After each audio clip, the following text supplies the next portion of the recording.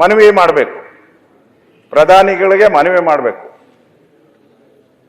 ಸಚಿವರು, ಕೃಷಿ ಸಚಿವರು ಯಾರಾದರೂ ಹೋಗಿ ಮುಖ್ಯಮಂತ್ರಿಗಳು ಭೇಟಿ ಮಾಡಿ, ಕೇಂದ್ರ ಸಚಿವರನ್ನ ಭೇಟಿ ಮಾಡಿ, ನಾನು ನೋಡಿರೋ ಅಂಥದ್ದು ಪದ್ಧತಿ ಅದು ಇರೋದು. ಹೋಗಿ ಅಪಾಯಿಂಟ್ಮೆಂಟ್ ತಗೊಂಡು ಭೇಟಿ ಮಾಡ್ತಾರೆ, ಕೊಡ್ತಾರೆ, ಬಿಡ್ತಾರೆ, ಆಮೇಲೆ ಲೇಟ್ ಆಗ್ಬೋದು, ಕೊಟ್ಟಿದ್ದಾರೆ ಇದುವರೆಗೂ. ಆದ್ರೆ ಇಲ್ಲಿ ವಿಶೇಷ ಅಂತ ಹೇಳಿದ್ರೆ ನಮ್ಮೊಬ್ಬ ಸಚಿವರು ದಿನೇಶ್ ಗುಂಡೂರಾವ್ ಅವರು ಏರ್ಪೋರ್ಟ್ ಅಲ್ಲಿ ನಾವೆಲ್ಲ ಪ್ರೋಟೋಕಾಲ್ ಅಲ್ಲಿ ಶೇಕ್ ಹ್ಯಾಂಡ್ ಕೊಡಕ್ ಹೋಗ್ತೀರಿ, ನಮಸ್ಕಾರ, ಅಲ್ಲೋಗಿ ಮನವಿ ಕೊಡ್ತಾರೆ. ಇದೇನು ಕಾಟಾಚಾರಕ್ಕೆ ಕೊಡುವಂಥದ್ದ? ಒಂದು ಗೌರವ ಇಲ್ವಾ? ಒಂದು ರಾಜ್ಯ ಸರ್ಕಾರ, ಒಂದು ಗೌರವಯುತವಾದಂಥ ಸಂಸ್ಥೆ, ಎಲೆಕ್ಟೆಡ್ ಸಂಸ್ಥೆ, ನೀವು ಕೊಡ್ಬೇಕಾದ್ರೆ ಅದಕ್ಕೊಂದು ಗೌರವವಾದಂಥ ಸ್ಥಳ, ಆ ಸ್ಥಳದಲ್ಲಾದ್ರೂ ಕೊಡ್ಬೇಕು.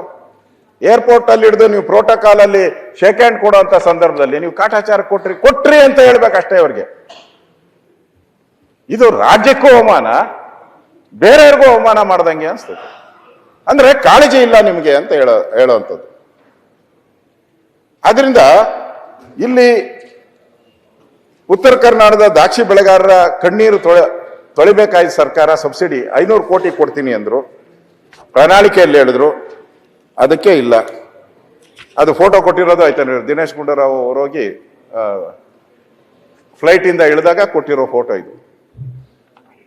ಅದು ಅವಶ್ಯಕತೆ ಇಲ್ಲ ಅಂತ ನಾನು ತಿಳ್ಕೊಂಡಿದ್ದೀನಿ.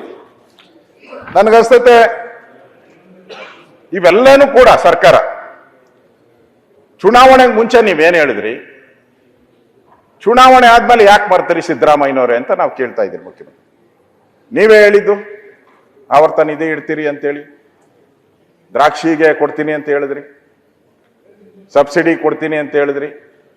ಇವತ್ತೇನು ಇಲ್ಲ ಅಂದ್ರೆ ಗೆದ್ದ ಮೇಲೆ ಹೊರಟೋಯ್ತು. ಅದೇನೋ ಹೇಳ್ತಾರಲ್ಲ, ಏಣಿ ಹತ್ತದ ಮೇಲೆ ಏಣಿನ ಎಗರ್ಸ್ವದ್ರಂತೆ.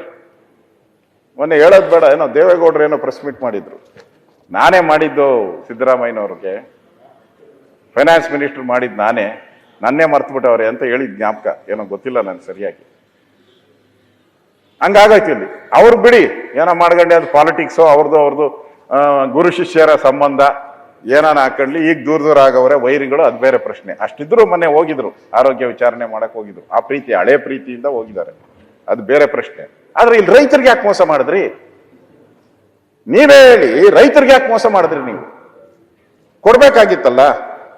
ನುಡಿದಂತೆ ನಡೆದ ಸರ್ಕಾರ 20-30 ಕೋಟಿ ಖರ್ಚು ಮಾಡಿದ್ರಿ. ಈಗ ನಾನು ಓದಿದ್ದೆಲ್ಲ ನೀವೇ ಹಾಕಿರೋದು, ನೀವೇ ಪ್ರಿಂಟ್ ಮಾಡಿರೋದು, ನೀವೇ ಟ್ವೀಟ್ ಮಾಡಿರೋದು. ನುಡಿದಂತೆ ಎಲ್ಲಿ ನಡೆದಿದ್ದೀರಾ?